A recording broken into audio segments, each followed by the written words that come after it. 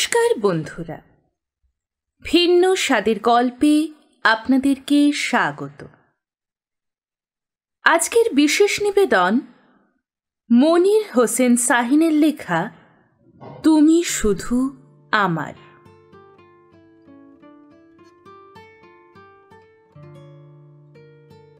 বিকেল 4টে।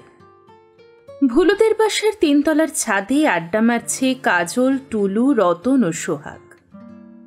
প্রতিদিন বিকেলে এ ছাদে এসে আড্ডা মারে ওরা।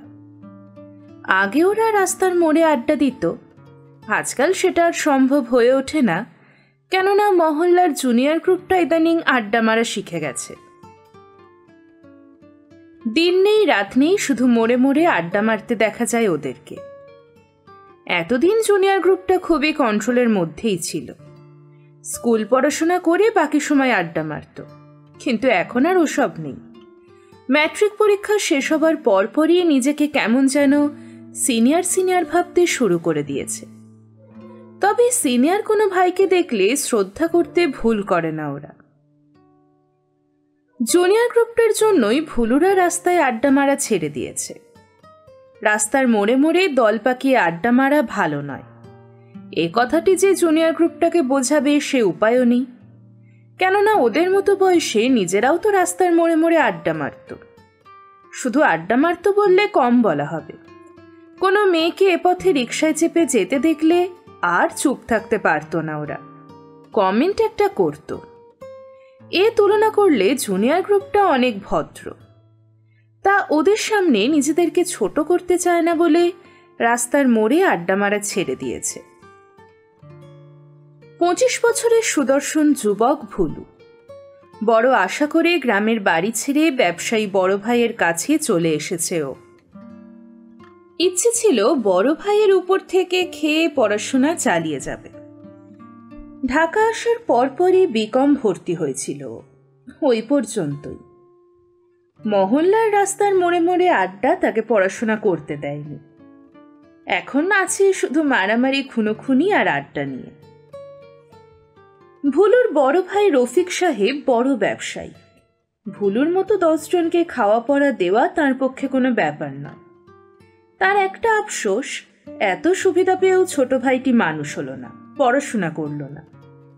কে যে করবে ভবিষ্যৎ ভাবতেই পারেন না তিনি। তাছাড়া তিনি ভুলুকে নিয়ে কিছু একটা ভাবার সময়ও পান না। ব্যবসা নিয়ে তিনি এতই ব্যস্ত থাকেন যে নিজের স্ত্রীর সব কথাও শোনা হয়ে ওঠে না। তাই ভুলুর প্রসঙ্গ তো চাপা পড়ে থাকে সব সময়। তবুও স্ত্রী নাসরিন আক্তার বেশ কবার ভুলুর প্রসঙ্গ তুলেছিলেন, কিন্তু রফিক সাহেব ব্যাপারটা মোটেও পাত্তা না দিয়ে শুধু বলেছেন, আর কটা দিন পর ভুলুর একটা ব্যবস্থা করে দেবেন, ওই দেবেন পর্যন্তই। প্রতিদিনকার মতো আজও ভুলু তার বন্ধুদেরকে নিয়ে ছাদে আড্ডা মারছিল। হঠাৎ সিঁড়িতে কতগুলো পায়ের আওয়াজ শোনা গেল। সঙ্গে সঙ্গে কান দুটো সজাগ করে তাকালো ভুলু, রতন, কাজল, টুলু ও সোহাগ। চোখে ওদের জিজ্ঞাসার দৃষ্টি। ওরা দেখতে পেল জুনিয়র গ্রুপের টিটু, রাসেল ও মিজানকে হাঁপাতে হাঁপাতে এসে সামনে দাঁড়াতে। টিটু বলল, বুলু ভাইয়া, রূপচান লেনের সাগররা বাবুল ভাইকে স্ট্যাব করেছে। চমকে উঠে ভুলু জিজ্ঞেস করল, কখন? 10 মিনিট আগে। কেন স্ট্যাব করেছে জানো? না।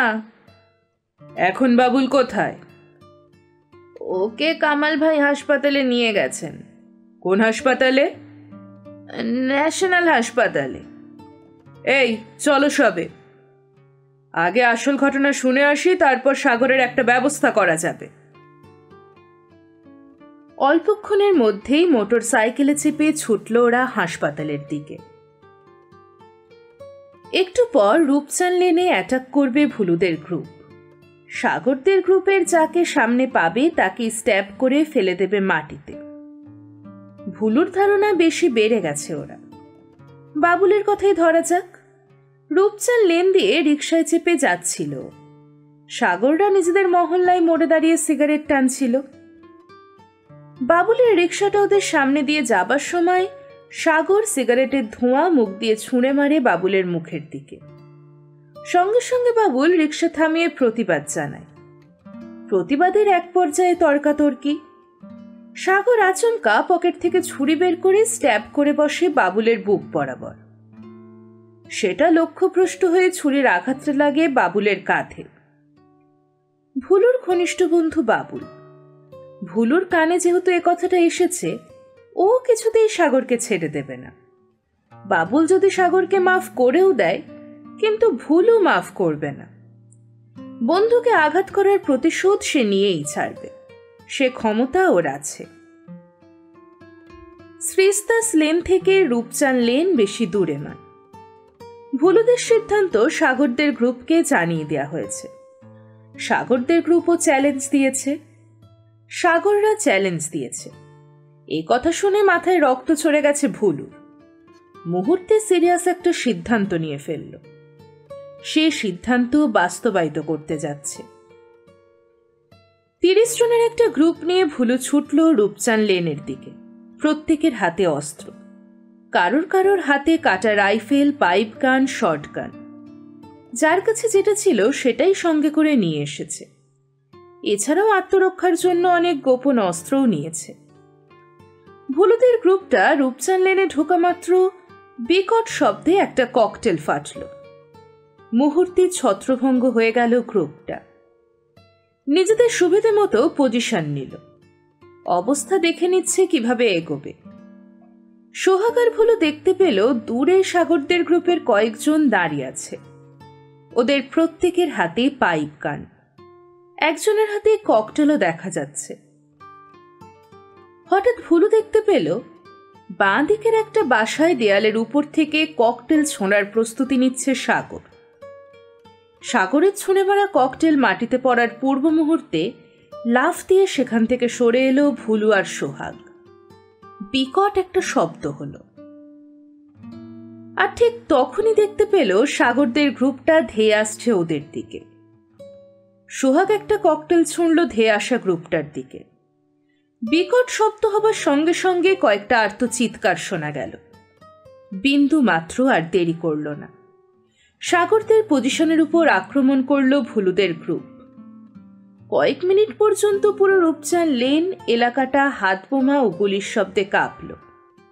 রক্তারক্তি কাণ্ড ঘটে গেল। তবে কেউ নিহত হয়নি এতে।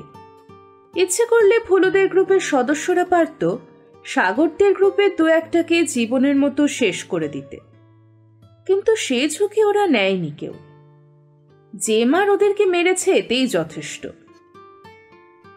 বিজয়ের আনন্দে ভুলুদের গ্রুপের সদস্যরা চিৎকার করে বলছে, আয়, আর কোন শালা লড়তে আসবি, আয়।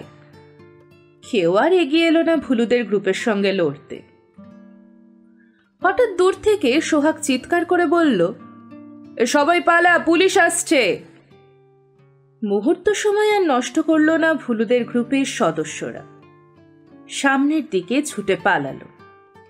নিজেদের মহল্লার কাছাকাছি আসতেই দূর থেকে দেখতে পেল একটা পুলিশের গাড়ি থেমে আছে। থমকে দাঁড়ালো ওরা। তারপর যেদিকে পারল ছুটে পালালো। ইন্সপেক্টরের নির্দেশ পেয়ে গাড়ির ভিতর থেকে পুলিশেরা সব বেরিয়ে এলো। ধাওয়া করল ভুলুদের গ্রুপটাকে। হুইসেল বাজাতে বাজাতে পেছনে পেছনে আসছে পুলিশ। দৌড়াতে দৌড়াতে হাঁপিয়ে উঠল ভুলু। পিছন ফিরে একবার দেখল আর কেঁপে উঠল ওর বুকের আত্মা। ওর গ্রুপের কেউ নেই। শুধুমাত্র ওকে ধরার জন্য পেছনে ছুটে আসছে 3 জন পুলিশ। এভাবে দৌড়ালে ধরা পড়ে যাবার সম্ভাবনা 100% ভুলু যেভাবে দৌড়াচ্ছে, পুলিশ যদি চিৎকার করে বলে যে ছিনতাইকারীকে ধরো, তাহলেই ওকে ধরার জন্য যথেষ্ট। নিজের এলাকায় হলে না হয় বাঁচা যেত। দৌড়াতে দৌড়াতে অন্য মহলায় চলে এসেছে। সামনে একটা বাড়ির খোলা সদর দরজা দেখে ভুলুর মাথায় হঠাৎ একটা বুদ্ধি খেলে গেল। এক ছুটে বাড়ির ভিতরে ঢুকে সদর দরজাটা আটকে দিল। তারপর সে বাড়ির দক্ষিণ দিকের দেয়াল টপকে পাশের বাড়িতে চলে এলো। নিজেকে আরেকটু নিরাপদে নিয়ে যাবার জন্য সে বাড়ির পশ্চিমের দেয়াল টপকে তার পাশের বাড়ির আম গাছের গোড়ায় নেমে নিজেকে লুকালো। হাতের রিভলভারটা পকেটে ভরে রাখল। বাঁ দিকে তাকাতেই ভুলুর নজরে পড়ল সুন্দর বাগানটি, বিভিন্ন জাতের গোলাপের বাগান। বাগানটির সামনে বেতের চেয়ার পেতে বসে আছে শ্যামলা মতো একটি মেয়ে, পরনে তার সালোয়ার কামিজ। মেয়েটির ডানে আরেকটি বেতের চেয়ার, সেটাতে মেয়েটির ওড়না রাখা। ভুলু মেয়েটির বয়স অনুমান করল 20-21। মেয়েটির হাতে একটি পেপার ব্যাগ বই, নিবিষ্ট মনে বইটি পড়ছেও। দাঁড়িয়ে থেকে অপলক মেয়েটিকে দেখতে লাগলো ভুলু। শ্যামলা মতো ওই মেয়েটির দিকে তাকিয়ে থাকতে কেন জানি খুব ভালো লাগছে ওর। সুন্দর বাতাস বইছে, বাতাসে মেয়েটির এলোমেলো খোলা চুলগুলো উড়ছে। মাঝে মাঝে চুলগুলো উড়ে এসে বইয়ের পাতা ঢেকে দিচ্ছে। এতে মেয়েটির মুখে বিন্দুমাত্র বিরক্তির ছাপ নেই। বাঁ হাতে চুলগুলো পিছনে সরিয়ে দিচ্ছে বারবার। মেয়েটি এবার জিভে আলতোভাবে হাতের আঙুল ছুঁয়ে বইয়ের পাতা উল্টালো। ডান দিক থেকে বেতের চেয়ারটা সামনে টেনে নিয়ে এলো, তারপর সেটার উপর পা দুটো তুলে দিয়ে আরাম করে বসল। বইটির প্রতি আবার মনোযোগ দিল। সত্যি মেয়েটি দেখতে বেশ চমৎকার, শরীরের গঠনটাও বেশ মানানসই। অপরিচিত এই মেয়েটির দিকে তাকিয়ে থাকতে থাকতে একেবারে ঘোর লেগে গেল ভুলুর দু চোখে। কতক্ষণ এভাবে কেটে গেল খেয়াল নেই ভুলুর। হঠাৎ সংবেদ ফিরে এলো। ওর উকি মেরে পাশের বাসায় তাকাতে দেখতে পেল পুলিশ 3 জনকে। এখনো ওকে খুঁজছে। দ্রুত নিচু হয়ে বসে পড়ল। আর ঠিক তখনই মটমট করে একটা শব্দ হলো। মেয়েটি শব্দটা শুনতে পেয়েছে কিনা বোঝার জন্য আড়াল থেকে তাকাতেই দেখতে পেল মেয়েটি ভুরু কুঁচকে তাকিয়ে আছে গাছটার দিকে। আড়াল থেকে আবার মেয়েটিকে লক্ষ্য করতে যেতেই মেয়েটি দেখে ফেলল ওকে। নিজের বুকের দিকে একবার তাকালো, তারপর এক ঝটকায় সামনের চেয়ার থেকে ওড়নাটা নিয়েই বুকে চড়িয়ে নিল। কে কে ওখানে কে? বলতে বলতে গাছটার দিকে এগিয়ে আসতে লাগলো। ভুলু বুঝতে পারল সামনে বিপদ। একদিকে পুলিশ, অন্যদিকে মেয়েটি। হয়তো মেয়েটি তাকে দেখা মাত্র চিৎকার চেঁচামেচি শুরু করে দেবে। একটা কিছু করা দরকার, ভাবল ভুলু। বিন্দুমাত্র আর দেরি করল না। কোমরের কাছে লুকিয়ে রাখা ছুরিটা বের করে হাতে নিল। মেয়েটি গাছের সামনে আসতেই ভুলু একলাফে গিয়ে ওর মুখটা চেপে ধরল, যেন চিৎকার চেঁচামেচি করতে না পারে। ভুলু বাঁ হাতে মেয়েটির মুখ শক্ত করে চেপে ধরল, অন্য হাতে মেয়েটির গলার কাছে ছুরি উঁচিয়ে ধরল। মেয়েটি নিজের সমস্ত শক্তি দিয়ে নিজেকে মুক্ত করার চেষ্টা করছে। ভুলু ওর কাছে মুখ নামিয়ে নিচু স্বরে বলল, বেশি নড়াচড়া করার চেষ্টা করলে ছুরি দিয়ে একেবারে গলা কেটে দেব। কথাটাই কাজ হলো। মেয়েটি আর নড়াচড়া করল না। ভয়ে ওর সমস্ত শরীর থরথর করে কাঁপছে। ভুলুর বুকের সাথে মেয়েটির পিঠ লেপে থাকাতে স্পষ্ট ওর কাঁপন অনুভব হচ্ছে। সামনের দিকে এগো। মেয়েটির পিঠে মৃদু ধাক্কা মেরে বলল ভুলু। ভয়ে এগোতে লাগলো মেয়েটি। বাড়ির বারান্দার সামনে এসে থামল ওরা। উকি মেরে দেখল ভেতরের রুমটাতে কেউ নেই। দ্রুত ভেতরেই ঢুকে পড়ল। দরজায় ছিটকিনি আটকে দিয়ে মেয়েটিকে বলল, কোনো রকম চালাকির চেষ্টা করলে। হাতের ছুরিটা দেখালো। বুঝতেই পারছো? মেয়েটির মুখের কাছ থেকে হাত সরিয়ে আনতেই ভুলু দেখতে পেল শক্ত করে চেপে ধরার ফলে মেয়েটির ঠোঁট দাঁতের সঙ্গে লেগে কেটে গেছে। বিস্ময়ের সাথে ভুলু বলল, এ কি, এত সামান্য চাপে একেবারে ঠোঁট কেটে গেছে?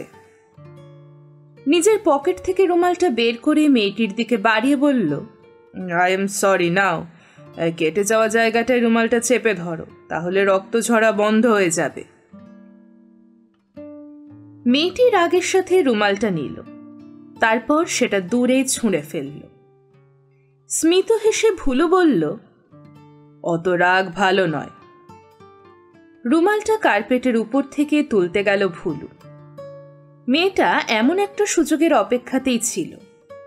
কাজে লাগানোর জন্য টি টেবিলের উপর থেকে পিতলের ফুলদানিটা তুলে ছুঁড়ে মারল ভুলুকে লক্ষ্য করে, কিন্তু লক্ষ্যভ্রষ্ট হলো সেটা। কোন সময় কোন বিপদ ডেকে আনে মেয়েটি, সেই ঝুঁকি নিতে চায় না ভুলু। এক লাফ দিয়ে মেয়েটিকে ধরে ফেলল। অনেক ধস্তাধস্তির পর মেয়েটিকে সুবিধে মতো ধরল। মেয়েটির বুকের ওড়নাটা টেনে নিয়ে শক্ত করে ওর মুখ বাঁধল। একই ওড়না দিয়ে ওর হাত দুটোও বাঁধল, যাতে কোনো অসুবিধায় করতে না পারে। সামনে সোফায় মেয়েটিকে বসালো, নিজেও বসলো ওর মুখোমুখি। তারপর মেয়েটিকে বলল, দেখো মেয়ে, আমি চোরও নই, ডাকাত বদমাইশও নই। আমি খুব বিপদে পড়ে তোমাদের এখানে এসেছি। শোনো আসল ঘটনা। অন্যায় আমি একদম সহ্য করতে পারি না, তাই অন্যায়কারীকে শায়েস্তা করে ফেরার পথে হঠাৎ পুলিশের ধাওয়া খেয়ে তোমাদের এখানে এসেছি। তুমি আমাকে ভুল বুঝো না প্লিজ। ভুলুর কথাটা সহজেই বিশ্বাস করে ফেলল মেয়েটি। এতক্ষণও হাতের বাঁধন খোলার চেষ্টা করছিল, আর সে চেষ্টা করল না। ভাগ্যটাকে ও আল্লাহর উপর ছেড়ে দিল। পুরো 15 মিনিট সময় মেয়েটির সামনে বসে রইল ভুলু। এই 15 মিনিটে ও মেয়েটির দিকে একটিবারও তাকায়নি, অন্যদিকে দৃষ্টি সরিয়ে রেখেছিল। এবার মেয়েটির দিকে তাকালো, বলল, নিজেকে বাঁচানোর জন্য তোমার সঙ্গে আমি এমন ব্যবহার করতে বাধ্য হয়েছি। প্লিজ তুমি আমাকে ভুল বুঝো না। আমার অন্য কোনো উদ্দেশ্য নেই। আমি এক্ষুনি তোমার বাঁধন খুলে দিচ্ছি। আমি এমন সুযোগ থাকা সত্ত্বেও তোমার কোনো ক্ষতি করিনি। আশা করব তুমিও আমার কোনো ক্ষতি করবে না। মেয়েটির হাতের মুখের বাঁধন খুলে দিলে ভুলু ওড়নাটা নিজের বুকের উপর জড়িয়ে দিয়ে রাগের সাথে অন্যদিকে দৃষ্টি সরিয়ে রাখল মেয়েটি। আমি আর 5 মিনিট এখানে থাকবো, তারপর চলে যাব। 5 মিনিট কেন? মন চাইলে সারাদিন বসে থাকুন এখানে। তা কি করে হয়? কেউ দেখে ফেললে কি ভাববে? আপনি এটা বোঝেন? চোখ দুটো বিস্ফারিত হয়ে গেল মেয়েটির। তা বুঝবো না কেন? আমি তো তোমাকে বললামই বিপদে পড়ে এসেছি। মেয়েটি আর কোনো কথা বলল না। 5 মিনিট কেটে যাবার পর বসা থেকে উঠে দাঁড়ালো ভুলু। মেয়েটির কাছ থেকে বিদায় চেয়ে বলল, আসি। ঝামটা মেরে মুখটা ঘুরিয়ে রাখল মেয়েটি। দরজার ছিটকিনি খুলে ফিরে দাঁড়ালো ভুলু। শেষবারের মতো বলল, তোমাকে বিরক্ত করার জন্য আমি অত্যন্ত দুঃখিত। আসি। দরজাটা ফাঁকা করে বাইরেটা দেখে নিল ভুলু। কেউ নেই দেখে সোজা এবারে সদর দরজা দিয়ে বেরিয়ে এলো। শাওনের দিকে হাত বাড়িয়ে ধরে ভুলু বলল, দোস্ত একটা সিগারেট দে তো। গোল্ড লিফের প্যাকেটের ভেতর থেকে একটা সিগারেট বের করে ভুলুকে দিল শাওন। তারপর লাইটারটা এগিয়ে দিল ওর দিকে। সিগারেট জেলে পরপর 2টো টান মেরে ধোঁয়া ছাড়তে ছাড়তে ভুলু বলল, শালার যেজনকে মারতে গেলাম সেজনকেই মারা হলো না। রতন বলল, আসলে কি জানিস, সাগর বেজন্মাটা 1 নম্বর ভিতর ডিম। গ্যাঞ্জামের সময় দলের সবাইকে এগিয়ে দিয়ে নিজে কেটে পড়ে। সেদিন দেখলি গ্যাঞ্জামটা শুরু করে দিয়ে কেমনে কেটে পড়ল। ঠিক বলেছিস তুই। শালাকে একটা উচিত শিক্ষা দিতে পারলাম না। কথাটা মনে হলে বড় দুঃখ লাগে মনে। তা দুঃখটা আর কটা দিন মনের ভিতর চেপে রাখ। সুবিধে মতো পেলেই শালাকে একটা ধোলাই দেব। এমন ধোলাই দেব একেবারে ওর বাপের নাম ভুলিয়ে দেব। কাজলকে সান্ত্বনা দিয়ে কথাটা বলল ভুলু। আর কবে ধোলাই দিবি ওকে? সালার সালায় ঝামেলা করে তো আমাদের সঙ্গে পারেই না, আবার খোঁচাতে আসে আমাদেরকে। আসলে যার যেটা স্বভাব। কয়েক মুহূর্তে নীরবতা কেটে যাচ্ছে। ভুলু ভাবছে আর এক মনে সিগারেট টেনে যাচ্ছে। নীরবতা ভেঙে সোহাগ বন্ধুদেরকে উদ্দেশ্য করে জিজ্ঞেস করল, আচ্ছা গতকালের গ্যাঞ্জামের সময় কে পুলিশে ফোন করে থাকতে পারে রে? ঠিক বলতে পারছি না, তবে এমন হতে পারে মহল্লায় সমস্যা দেখে কোনো বাড়ি থেকে ফোন করে দিয়েছে। ও ভালো কথা, খবর নিয়েছিলি? হঠাৎ মনে পড়তেই ভুলু জিজ্ঞেস করলো রতনকে। ভুরু কুচকে ভুলুর দিকে তাকালো রতন, জিজ্ঞেস করলো, কোন খবর? আমাদের গ্রুপের কাউকে পুলিশ ধরে নিয়ে গেছে কিনা? রতন মৃদু হেসে বলল, আমাদের গ্রুপের কাউকে ধরা অত সহজ নয় বুঝলি।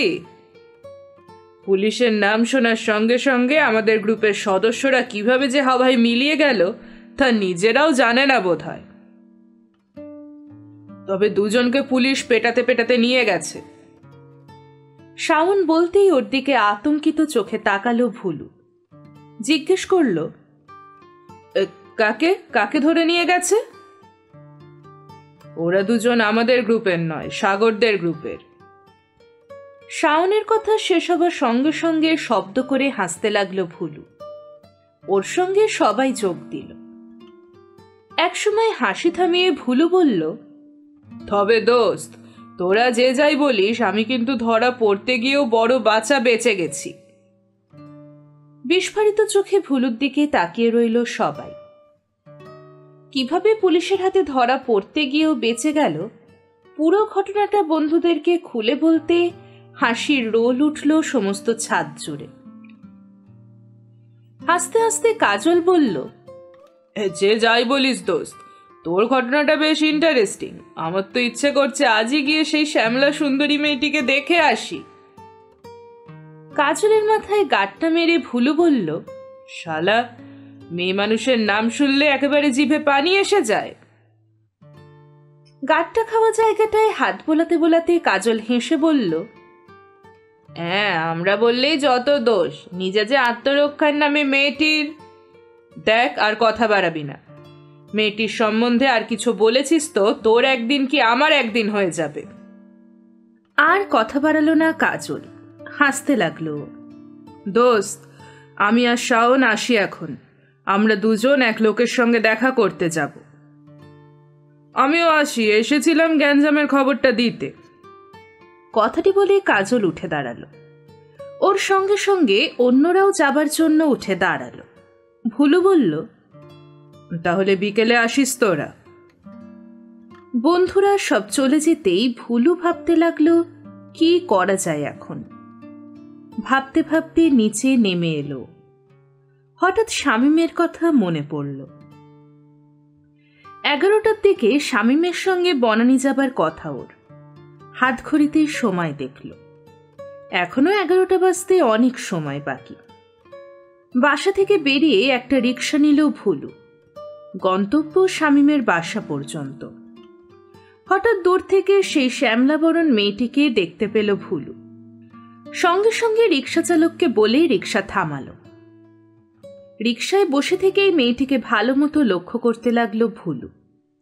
মেয়েটি হেঁটে হেঁটে ডান দিকের ফুটপাত ধরে যাচ্ছে। ভুলুর একবার ইচ্ছে জাগলো যেচে পড়ে মেয়েটির সঙ্গে কথা বলতে। পর মুহূর্তে দেখতে পেল মেয়েটিকে ঘিরে দাঁড়ালো 3 জন যুবক। যুবকদেরকে দেখে হঠাৎ আতঙ্কিত হয়ে উঠল মেয়েটির 2 চোখ। হাতের ভ্যানিটি ব্যাগটা ও বুকের কাছে চেপে ধরে রইল। ব্যাপারটা কি বোঝার চেষ্টা করতে লাগলো ভুলু। আর ঠিক তখনই দেখতে পেল এক যুবকের হাতে চকচকে ছুরি। মেয়েটির দিকে উঁচিয়ে ধরে কি যেন বলছে আর ওর গলার চেনটা দেখাচ্ছে। এই যুবক 3 জন যে ছিনতাইকারী এ ব্যাপারে আর কোনো সন্দেহ রইল না ভুলুর মনে। যুবক 3 জনের একজনকে চিনতে পারল। এই যুবকটি সাগরদের গ্রুপের। আর বিন্দুমাত্র দেরি করল না ভুলু। রিক্সা থেকে এক লাফে গিয়ে ওদের সামনে দাঁড়ালো। মেয়েটির দিকে ছুরি উঁচিয়ে ধরা যুবকটির শার্টের কলার ধরে পিছনের দিকে প্রচণ্ড শক্তি দিয়ে টান মেরে ফেলে দিল। ঘটনার আকস্মিকতায় ভ্যাবাচেকা হয়ে গেল 3 ছিনতাইকারী। অন্য যুবক পকেট থেকে কিছু একটা বের করতে যাবার আগেই প্রচণ্ড এক ঘুষি বসালো ওর চোয়াল লক্ষ্য করে। আরেকজন কোনো প্রস্তুতি নেবার আগেই ওর নাক বরাবর একটা ঘুষি বসালো। বিপদ বুঝতে পারল ছিনতাইকারীরা, পড়িমড়ি করে ছুটে পালালো। এক মুহূর্ত মেয়েটির চোখে চোখ রাখল ভুলু। মেয়েটি এখনো ভয় কাঁপছে, তবে ও বিস্মিত হলো এ সময় ভুলুর সাহায্য পেয়ে। ও যদি এ সময় এগিয়ে না আসতো তবে যে কি অবস্থা হতো ওর, ভাবতেই সমস্ত গা শিউরে উঠছে মেয়েটির। বেশ খানিকটা সময় কেটে যাবার পর মেয়েটির মনে সাহস ফিরে এলো। কৃতজ্ঞতার সাথে ভুলুকে বলল, আমাকে বিপদ থেকে উদ্ধার করার জন্য আপনাকে ধন্যবাদ। তোমার ধন্যবাদ না হয় নিলাম, তবে একটা কথা মনে রেখো, এত দামি দামি গহনা পরে কখনো এভাবে একা একা চলাফেরা করবে না, বুঝেছ?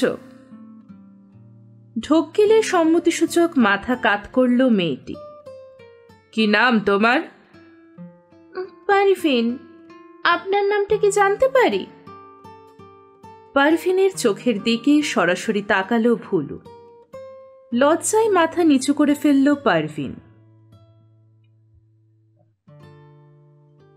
আমার নামটা বেশি সুন্দর নয়। অসুন্দর নামটাই শুনি। স্নিগ্ধ হেসে বলল পারভিন। অনেকটা স্বাভাবিক হয়ে এলো। আমার অসুন্দর নামটি হলো ভুলু। এই বলে হাসতে লাগলো ভুলু। আর ঠিক তখনই কিছুক্ষণ আগে পালিয়ে যাওয়া ছিনতাইকারীরা হৈ হৈ শব্দ তুলে অতর্কিত ঝাঁপিয়ে পড়ল ভুলুর উপর। নিজেকে বাঁচানোর জন্য প্রাণপণ চেষ্টা করল ভুলু, কিন্তু পারল না, বেকায়দায় পড়ে গেল। একজন ভুলুর তলপেট বরাবর ছুরি বসাতে গেল।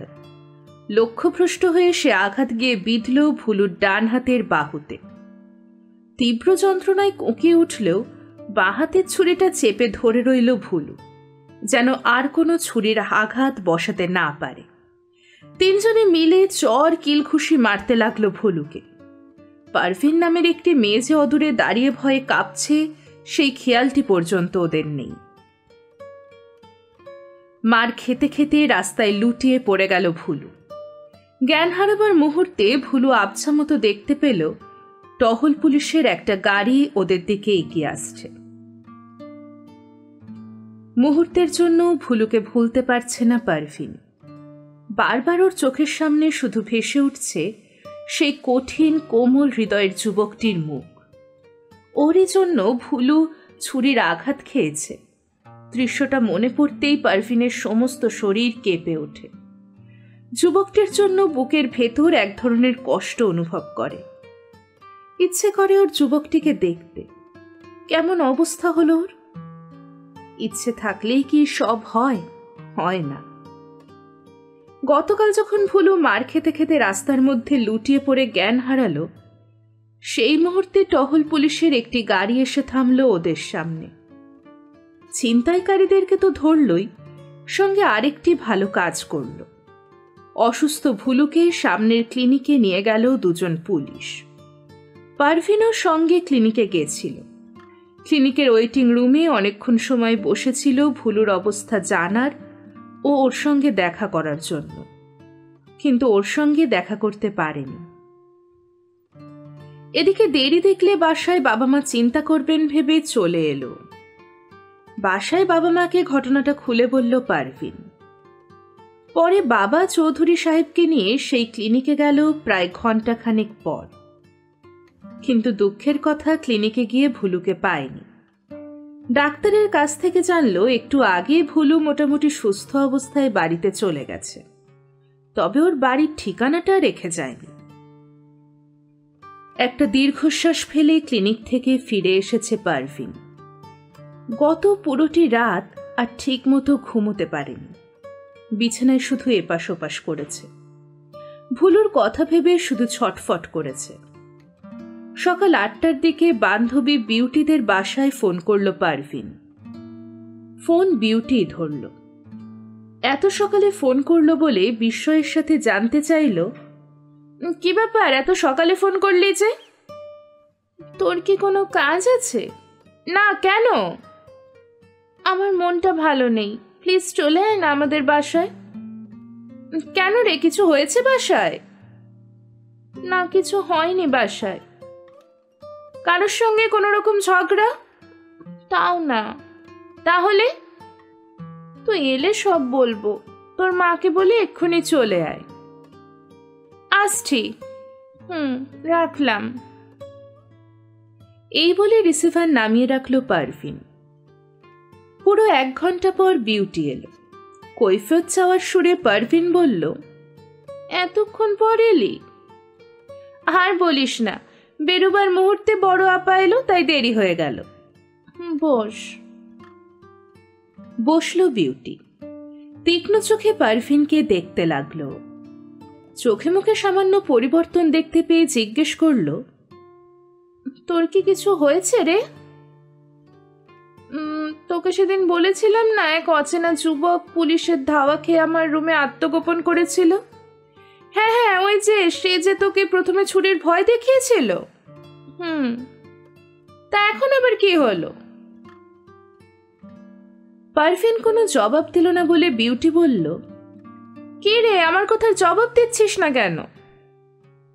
গতকাল আবার সেই যুবকটির দেখা পেয়েছিলাম। তারপর কোথায় দেখা পেলি? প্রথম থেকে ঘটে যাওয়া পুরো ঘটনাটা বান্ধবীকে খুলে বলল পারভিন। খুব মনোযোগের সাথে বান্ধবীর কথাগুলো শুনল বিউটি এবং সেই যুবকটিকে চিনতে পারল। সেই যুবকটি আর কেউ নয়, বিউটির আপন খালাতো ভাই ভুলু।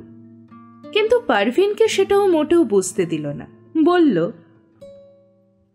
তুই এ কথা শোনানোর জন্য আমাকে খবর দিয়ে এনেছিস? শুধু এ কথা শোনানোর জন্য নয় বিউটি, আমি যে এখন এক মুহূর্তের জন্য ওকে ভুলতে পারছি না। ওকে এক নজর দেখার জন্য মনটা আমার ছটফট করছে। শুধু মনটা তোর খুবই ছটফট করছে? এমন মুহূর্তে বিউটির ইয়ারকি একদম ভালো লাগলো না পারভিনের। কোনো জবাব না দিয়ে ও অন্যদিকে তাকিয়ে রইল। পারভিন চুপ করে বসে আছে বলে বিউটির গায়ে আলতো খোঁচা মেরে বলল, কি অচেনা সেই যুবকটির জন্য খুব খারাপ লাগছে তোর? দেখ বিউটি, সবসময় আর কি ভালো লাগে না। আমার জায়গায় তুই হলে বুঝতি। আহা, তুই এত রেগে যাচ্ছিস কেন? আমি জানতে চাইলাম ওর জন্য তোর খারাপ লাগছে কিনা। আমাকে বাঁচাতে গিয়ে একজন মানুষ ছুরি খেলো, ওর জন্য খারাপ লাগবে না? তা লাগবে না কেন, অবশ্যই খারাপ লাগবে। তবে তোর উচিত ছিল একবার কি ওকে দেখে আসা। শোন, আমি যদি ওর বাসা চিনতাম তবে তোর এ কথা শোনার অপেক্ষায় থাকতাম না, সঙ্গে সঙ্গে ওর বাসায় গিয়ে ওকে দেখে আসতাম।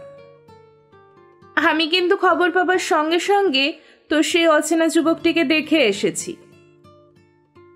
বিউটির কথার কোনো মাথা মুন্ডু বুঝতে না পেরে ফ্যালফ্যাল করে তাকিয়ে রইল পারভিন। তুই যদি তাকে দেখতে যেতে চাস তবে আমাকে বল, আমি তোকে নিয়ে যাই। তাহলে তো হয়েছিলই। বান্ধবীর মনটাকে আর বেশি খারাপ করে দিতে মন চাইল না বিউটির। এবারও শব্দ করে হেসে উঠল। হাসতে হাসতে বলল, তো সেই অচেনা যুবক হচ্ছে আমার আপন খালাতো ভাই। নির্বাক হয়ে বিউটির দিকে তাকিয়ে রইল পারভিন। তোর বোধহয় আমার কথাটা বিশ্বাস হচ্ছে না, না? যদি আমার কথাটা তোর বিশ্বাস না হয়ে থাকে তবে তুই আমার সঙ্গে চল। যদি এই যুবকটি তোর সেই মানুষটি না হয়ে থাকে তবে তুই আমাকে যে শাস্তি দিবি আমি মাথা পেতে নেব। তোর খালাতো ভাই যে সেই হতভাগা, কথাটা তুই এত গ্যারান্টি দিয়ে বলছিস কিভাবে? তোর বর্ণনার সঙ্গে সম্পূর্ণ মিলে গেছে বলে। তাছাড়া তার মুখ থেকেও তোর মতোই বর্ণনা পেলাম। সত্যি? তাহলে আর বলছি কি তোকে। উনি এখন কেমন আছেন রে? গতকাল তো দেখে এলাম, অবস্থা তেমন একটা ভালো নয়, তবে আজ আবার দেখতে যাব। কখন যাবি তুই? বিকেলে। আমিও যাব তোর সঙ্গে। গেলে চলিস। বিউটি, এক্ষুনি চল না, যাই। প্রথমে বিউটি আপত্তি করলেও পরে সম্মতি জানিয়ে বলল, চল তবে, যা, তাড়াতাড়ি তৈরি হয়ে নে। পারভিন তৈরি হতে ভেতরের রুমের দিকে চলে গেল। ভুলুদের বাড়ির কাছে এসে কয়েক সেকেন্ড ইতস্তত করল পারভিন। ভাবছে ফিরে যাবে কিনা। একবার সিদ্ধান্ত নিল ফিরে গিয়ে বাসা থেকে টেলিফোনে কথা বলবে। পর মুহূর্তে সে সিদ্ধান্ত বাতিল করল। সদর দরজা পেরিয়ে ড্রয়িং রুমের দিকে পা বাড়াতে যেতেই ভুলুর ভাবি নাসরিনের সঙ্গে দেখা। নাসরিনের সঙ্গে পারভিনের পরিচয় করে দিল বিউটি। বসো তোমরা, বলল নাসরিন। ভুলুর জন্য আনা আপেল, কমলা, আঙুরের প্যাকেটটা নাসরিনের দিকে বাড়িয়ে দিল বিউটি। নাসরিন হেসে প্যাকেটটা নিতেই বললেন, ওকে দেখতে এসে তোমরা সবাই যে হারে এসব আনছো, এত সব খাবে কে শুনি? বিউটি বলল, কেন, যার জন্য এনেছি সে খাবে, সঙ্গে কিছু কিছু খাবে অসুস্থ মানুষটির প্রিয় ভাবিটি। ওর কথা শুনে খিলখিলিয়ে হেসে উঠলেন নাসরিন। তার সঙ্গে মৃদু যোগ দিল পারভিন। তা ভুলু ভাইয়া এখন কি করছে ভাবি? ওর রুমেই আছে, তোমরা গিয়ে দেখা করে এসো, এই ফাঁকে আমি কিচেন রুম থেকে ঘুরে আসি। নাসরিন চলে গেলেন কিচেন রুমের দিকে। বিউটি আর পারভিন এগোলো ভুলুর রুমের দিকে। ভুলুর রুমের সামনে এসে থমকে দাঁড়ালো ওরা। ইশারাতে পারভিনকে প্রথমে ভিতরে ঢুকতে বলল বিউটি। দরজার পর্দা সরিয়ে প্রথমে উঁকি মারল পারভিন। দেখতে পেল বিছানায় চিত হয়ে শুয়ে আছে ভুলু। ওর কোমর পর্যন্ত কম্বল টানা, কি যেন ভাবছে। তারপরেই ওর ডান হাতের দিকে চোখ গেল পারভিনের। দেখতে পেল ভুলুর ডান হাতের বাহুতে ব্যান্ডেজ বাঁধা। আসবো? মিষ্টি স্বরে বলল পারভিন।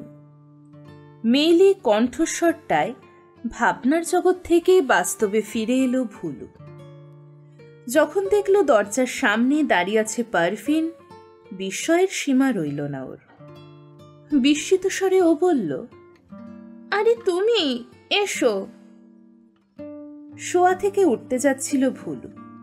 পারভিন বাধা দিয়ে বলল, উঠতে হবে না আপনাকে, আপনি শুয়ে থাকুন। আধশোয়া হয়ে বসল ভুলু। চেয়ারটা দেখিয়ে বলল, চেয়ারটা টেনে বসো। চেয়ারটা টেনে বসো। চেয়ারটা টেনে এনে ভুলুর কাছে বসল পারভিন। সারপ্রাইজ, তুমি আমার ঠিকানা জানলে কিভাবে? যেভাবেই হোক জেনেছি। কেন, আমাকে দেখে বুঝি আপনি খুশি হননি? না না, কি যে বলো তুমি। আচ্ছা, পরে তোমার কোনো অসুবিধা হয়েছিল? আমার কোনো অসুবিধে হয়নি। আমার জন্য আপনার এরকম ঝুঁকি নেওয়াটা ঠিক হয়নি। ওসব বাদ দাও তো, যা ঘটে গেছে সে প্রসঙ্গ টেনে এনে লাভ নেই। কেমন আছো তুমি? আপনার সঙ্গে দেখা হবার মুহূর্তখানেক আগেও খুব অস্বস্তির মধ্যে ছিলাম, তবে এখন বেশ ভালো আছি। কেন? ঘটনাটি ঘটে যাবার পর একটিবার আপনাকে দেখার জন্য খুব ব্যাকুল হয়েছিলাম। জানেন, সারাটি রাত আমি ঘুমোতে পারিনি, বারবার আপনার কথা মনে পড়েছে। তা আমার সন্ধান পেলে কিভাবে? আপনার খালাতো বোন বিউটি আমার ঘনিষ্ঠ বান্ধবী। ওর কাছে যখন ঘটনাটি বলছিলাম তখনও আপনার কথা বলল। বিউটি আসেনি তোমার সঙ্গে? হ্যাঁ, এসেছে। আপনার শরীর এখন কেমন? অনেকটা সুস্থ আছি, তবে হাতটা ঠিক হতে অন্তত 15-20 দিন সময় লাগবে। খুব বেশি আঘাত লেগেছে? তখন মনে হয়েছিল, এখন দেখছি আঘাতটা তেমন তীব্রভাবে লাগেনি। এতক্ষণ একটা অস্বস্তির মধ্যে ছিল পারভিন। এখন ওর চেহারায় একটা উজ্জ্বল আভা ফুটে উঠল। মিষ্টি হেসে জানতে চাইল, বিউটির কাছ থেকে জানলাম আপনি নাকি বিকম ভর্তি হয়েছিলেন, তা ঠিক মতো পড়াশোনা করছেন না কেন? কম্বলটা গলা পর্যন্ত টেনে নিল ভুলু। মুচকি হেসে উত্তর দিল, পড়াশোনা করতে আমার একদম ভালো লাগে না। ভালো লাগে না বলে কি পড়াশোনা করবেন না? আশ্চর্য। আচ্ছা, পড়াশোনা করতে না হয় আপনার ভালো লাগে না, চাকরি বাকরি বা কোনো ব্যবসা বাণিজ্য তো করতে পারেন। তাও করতে ইচ্ছে করে না। অদ্ভুত মানুষ তো আপনি। আচ্ছা, চিরকাল কি আপনি এভাবেই কাটাবেন? বড় ভাইয়া আর ভাবি যদি এ বাসা থেকে বের করে না দেন তাহলে বোধহয় এভাবেই কাটাবো। এভাবে দিন কাটানোর মধ্যে আলাদা একটা আনন্দ আছে। বিস্ময়ে পারভিনের চোখ দুটো কপালে উঠে গেল। প্রথম দিনেই এমন সব ব্যক্তিগত ব্যাপারে এতটা নাক গলানো ঠিক হবে না ভেবে এ প্রসঙ্গে আর কথা বাড়ালো না। প্রসঙ্গ ঘুরিয়ে দিয়ে বলল, আপনার ভাবির সঙ্গে পরিচয় হলো, চমৎকার মহিলা তিনি। আসলেই চমৎকার মহিলা তিনি। ভাবিটি যদি আমার খোঁজ খবর না রাখতেন তবে বোধহয় আমি মরেই যেতাম। ছি ছি, কিসব অলক্ষণে কথা বলছেন? এমন চমৎকার ভাবি আর অমন আদরের দেবরের খোঁজ খবর না রেখে পারেন? কে বলল আমি তার আদরের দেবর? বিউটির কাছ থেকে আমি সব শুনেছি। তাই বুঝি? এমন সময় বিউটি দরজার পর্দা সরিয়ে ভিতরে ঢুকল। আপনাকে দেখতে এলাম। সত্যি তুমি আমাকে দেখতে এসেছো? তা আমাকে এখানে দেখে বুঝতে পারছেন না বুঝি? আমার কিন্তু তোমার কথাটা বিশ্বাস হচ্ছে না। বিশ্বাস না হবার কারণ? কারণ তোমার আসার কথা ছিল বিকেলে, তুমি এখন এসেছো পারভিনকে নিয়ে। আমাকে এখন দেখতে এসেছে পারভিন। ভুলুর কথাটা শেষ হবার সঙ্গে সঙ্গে হাসির রোল উঠল রুমটাতে। একটু পরে নাসরিন ভাবি এসে যোগ দিলেন ওদের সঙ্গে। ভুলু এখন পুরোপুরি সুস্থ। ওর চলাফেরা আবার আগের মতো হয়ে উঠেছে। যে কটা দিনে অসুস্থ ছিল সে কটা দিন শুধু ও বাধ্য হয়ে রুমে ছিল। ওকে এখন ঘরে রাখে এমন সাধ্য কার আছে? নাসরিন ভাবি ওকে কম বোঝান না। বন্ধু বান্ধবদের সঙ্গে আড্ডা মেরে সময় নষ্ট না করার জন্য অনেক বলেন। এমনকি ভুলু যদি কোনো ব্যবসা করতে চায় তবে তিনি ব্যবসার জন্য টাকা পয়সা যা লাগিয়ে দিতে রাজি আছেন। কিন্তু কে শোনে কার কথা? ভুলু শুধু ভাবির কথাগুলো এক কান দিয়ে শোনে, অন্য কান দিয়ে বের করে দেয়। এজন্য ওর প্রতি নাসরিন ভাবির দুঃখের সীমা নেই। নাসরিন ভাবি জানেন কারোর উপর জোর করে কিছু চাপিয়ে দেওয়া যায় না। তবুও তিনি এ দেবরটির প্রতি জোর খাটাতে চেষ্টা করেন, তবে সব চেষ্টাই বিফল। ভুলু সবসময় একা একা খাবার সারে। বড় ভাইয়া ভাবিকে নিয়ে গত 1 বছর ধরে একসঙ্গে খেয়েছে কিনা সন্দেহ আছে। তাদের সঙ্গে এক টেবিলে কেন বসে না সেটা কারোর অজানা নয়। ভুলু জানে তাদের সঙ্গে খেতে বসলে তারা শুধু উপদেশ ফলায় ওর উপর, এটা করবে না ওটা করবে না, এইসব একদম ভালো লাগে না ভুলুর। এজন্য সবার খাওয়া হয়ে গেলে তখন একা একা খেতে বসে, নীরব খেয়ে উঠে চলে যায়। প্রতিদিন নাসরিন ভাবি খাবারের সময় হলে ডাইনিং টেবিলের উপর নিজ হাতে ভুলুর খাবার দিয়ে ঢেকে রাখেন। ভুলু যখন খেতে শুরু করে তখন তিনি সামনে থাকেন না। কিন্তু আজ তাকে সামনের একটি চেয়ারে বসে থাকতে দেখে ভুলু বেশ অবাক হলো। ভুলু ভেবেছিল ও খেতে শুরু করলে ভাবি উঠে চলে যাবেন, কিন্তু ভাবি এখনো বসে আছেন দেখে জিজ্ঞেস করল, তোমরা এখনো খাওয়া সারোনি? না। কেন? তোমরা তো এ সময় খাওয়া দাওয়া সেরে শোবার আয়োজন করো। আজ তোমার ভাইয়া বাসায় নেই। কোথায় গেছে ভাইয়া? ব্যবসার কাজে ঢাকার বাইরে গেছে। তা ভাইয়া যখন বাসায় নেই তুমি না খেয়ে আছো কেন? তোমার সঙ্গে খাবো বলে। তা খাও তাহলে, বসে আছো কেন? একটা প্লেট টেনে নিয়ে খেতে বসলেন নাসরিন ভাবি। ভুলু জানে খেতে খেতে ভাবি অনেক উপদেশ শোনাবেন, কিভাবে সেটা বন্ধ রাখা যায় বুদ্ধি বের করে রাখল। খেতে খেতে ভাবি জিজ্ঞেস করলেন, কোথা থেকে এলে এখন? খাওয়ার সময় কথা বলো না তো। খাওয়ার সময় কথা বলা একদম পছন্দ করি না। চুপ মেরে গেলেন ভাবি।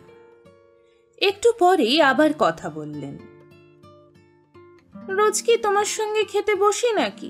একদিনই তো, একদিন খাওয়ার সময় কথা বললে কি হয়? যা বলার খাওয়া শেষ হলে বলো। নাসরিন ভাবি আর কোনো কথা না বলেই নীরবে খেতে লাগলেন।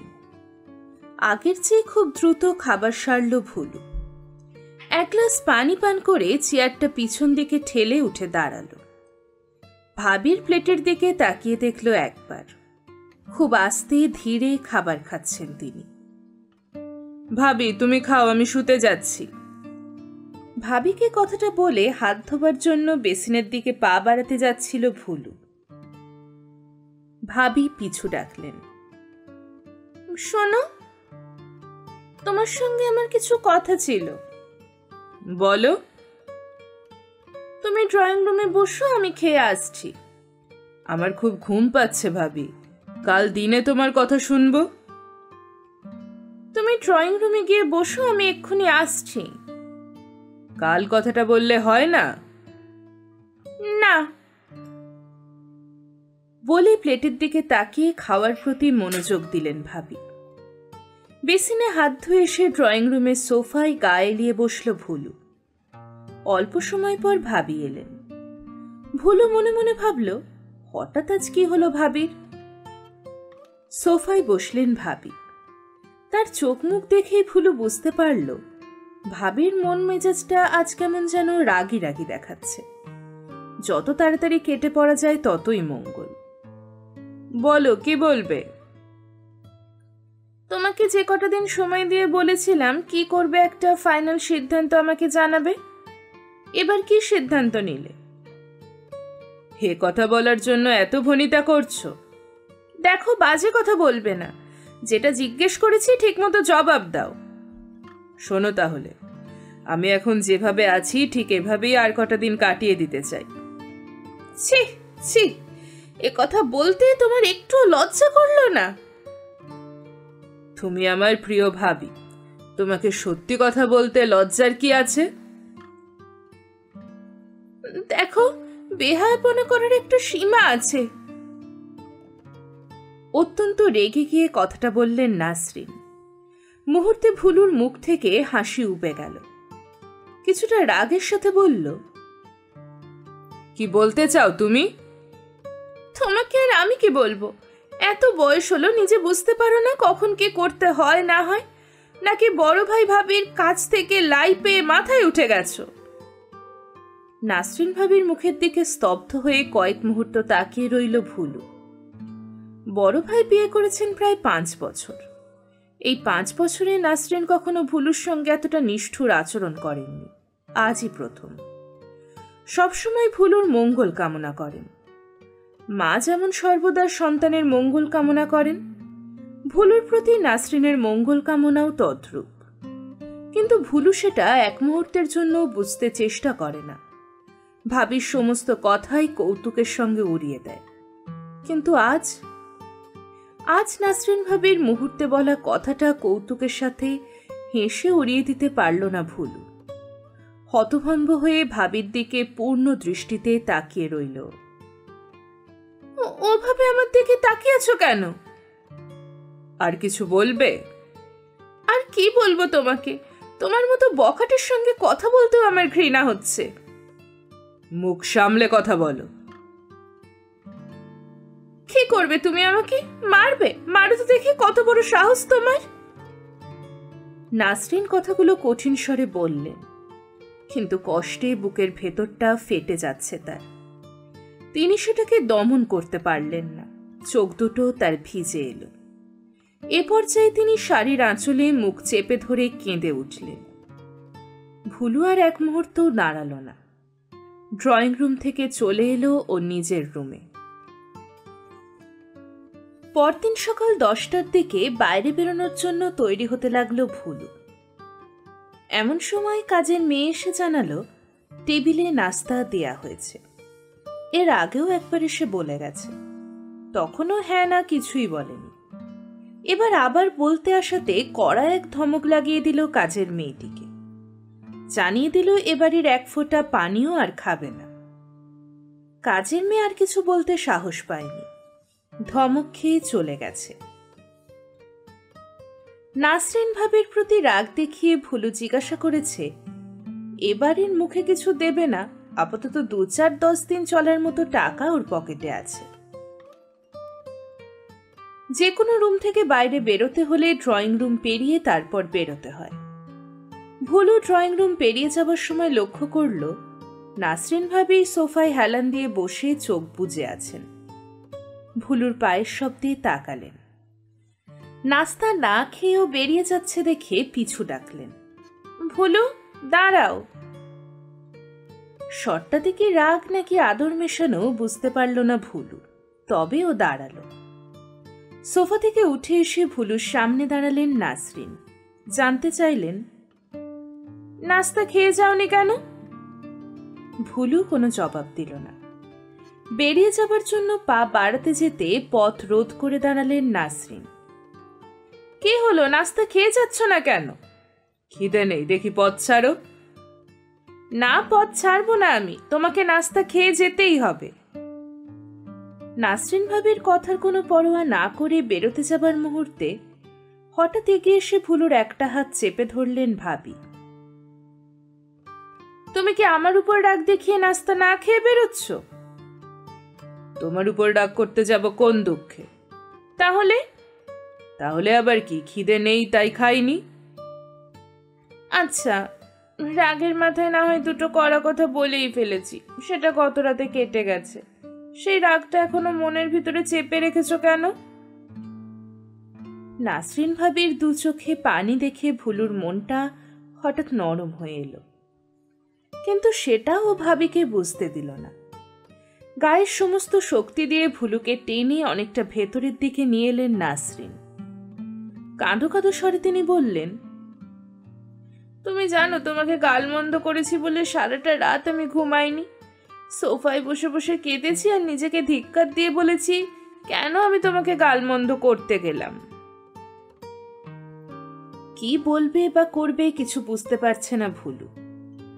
নাসরিন ভাবি হঠাৎ ভুলুর হাত চেপে ধরে কেঁদে উঠে বললেন, ভুলু, বয়সের দিক থেকে আমি তোমার চেয়ে অনেক বড়। আমি বড় হয়ে তোমার কাছে হাত জোর করে ক্ষমা চাচ্ছি ঘটনাটার জন্য। ছি ভাবি, এসব কি বলছো তুমি? বরং তোমার কাছে আমি ক্ষমা চাইছি, তোমার প্রতি খারাপ ব্যবহার করেছি বলে। হাতের আঙুলের ডগা দিয়ে নাসরিন ভাবির চোখের পানি মুছে দিল ভুলু। চলো দুজনে নাস্তা করব। দেবার ভাবি একসঙ্গে নাস্তা করল। দুজনের মধ্যে সম্পর্ক আবার আগের মতো জমে উঠল। বাইরে বেরোনোর সিদ্ধান্তটা বাতিল করে দিয়ে নিজের রুমে ফিরে এলো ভুলু। একটু পর রেজাউল একটা জরুরি খবর নিয়ে আসবে, ওর জন্য অপেক্ষা করতে লাগলো। আধ ঘন্টার মধ্যে রেজাউল খবর নিয়ে এলো। কিরে, খবর কি? দোস্ত, বিশেষ খবর আছে, বল। ছিনতাইকারী তিনজনের নাম হচ্ছে রাসেল, জুয়েল আর মিজান। সেদিন তোকে যে স্ট্যাপ করেছিল তার নাম হচ্ছে জুয়েল। আর কোনো খবর? ওরা তিনজনই প্রতিদিন বিকেলে লক্ষ্মীবাজার মোড়ে আড্ডা মারে। এ দুদিন আমার জন্য একটা কাজ আছে, তুই আমাদের গ্রুপের সবাইকে জানিয়ে দে আগামী পরশু বিকেলে লক্ষ্মীবাজার লেনে হামলা দেব। কারোর উপর কোনো রকম আঘাত না করে শুধু তিনজনকে তুলে নিয়ে আসব।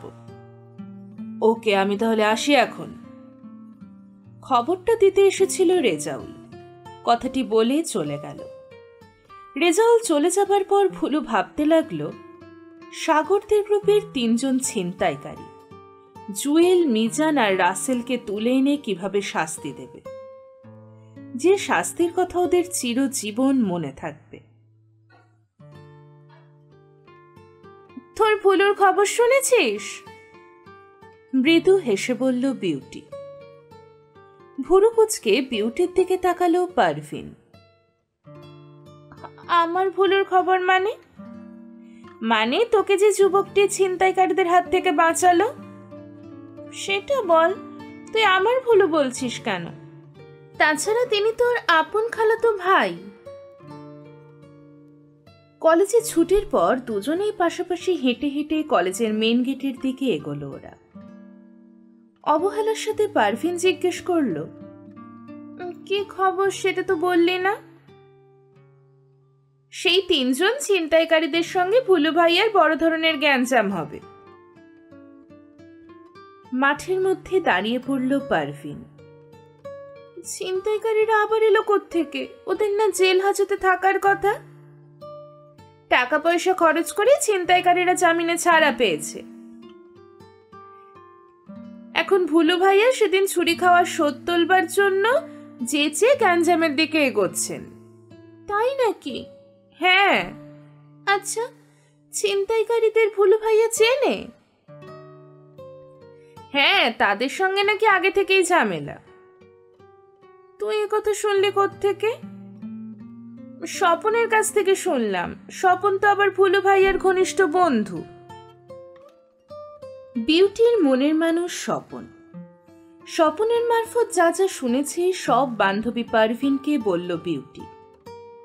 অত্যন্ত মনোযোগের সঙ্গে বিউটির কথাগুলো শুনল পারভিন।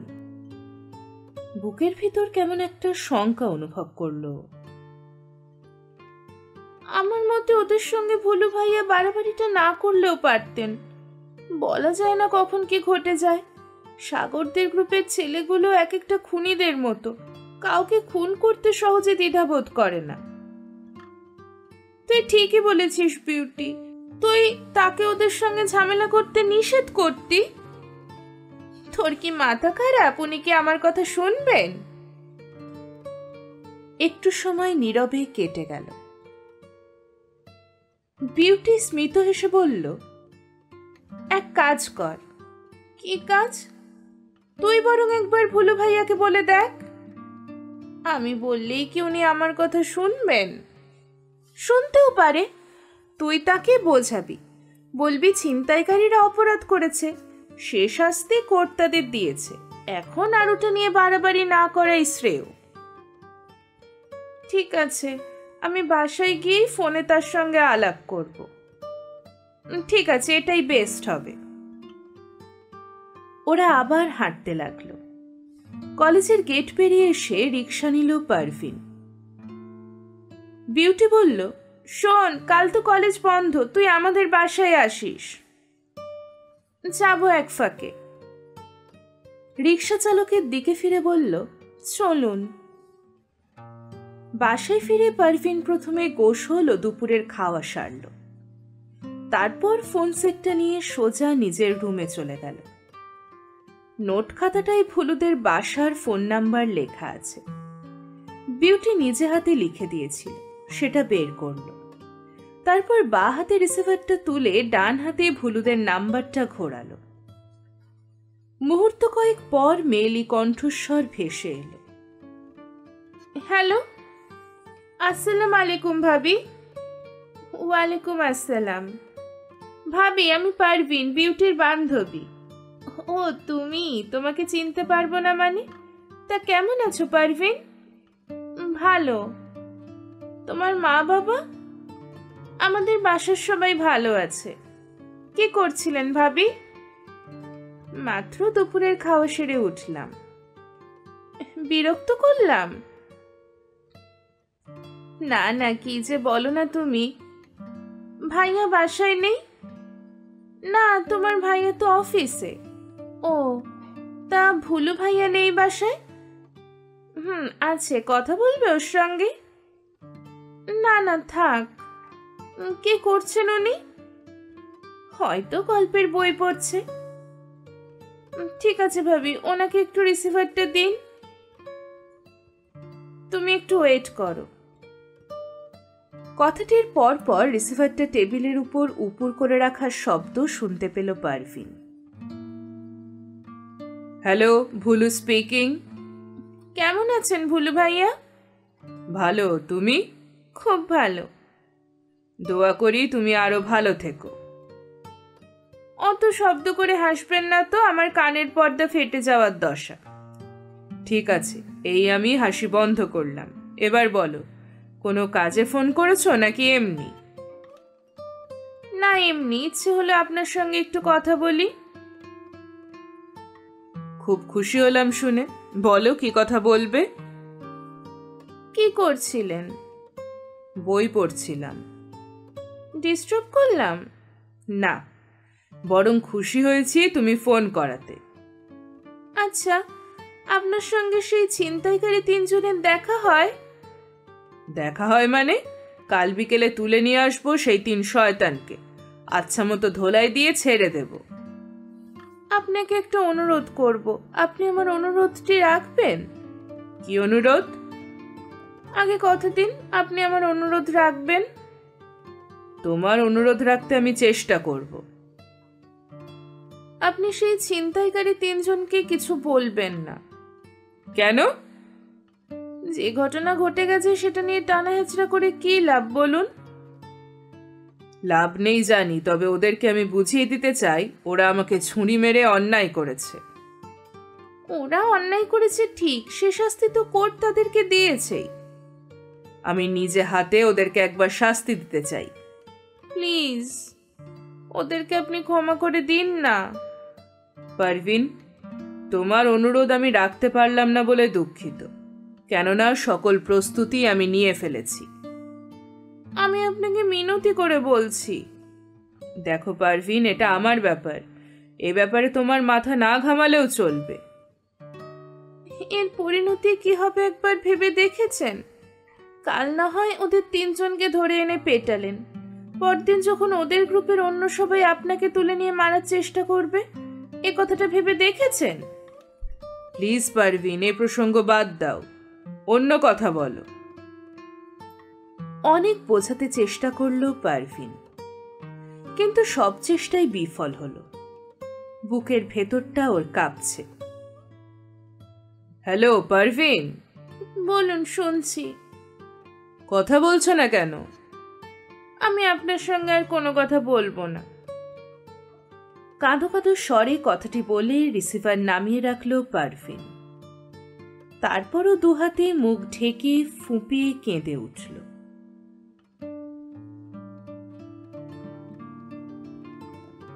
এতক্ষণ শুনছিলেন মনির হোসেন শাহিনের লেখা তুমি শুধু আমারের প্রথম পর্ব। গল্পটি আপনাদের কেমন লাগছে অবশ্যই জানাবেন কমেন্ট বক্সে। আর এখনো আমার চ্যানেলটি সাবস্ক্রাইব করে না থাকলে এক্ষুনি চ্যানেলটিকে সাবস্ক্রাইব করে নিন।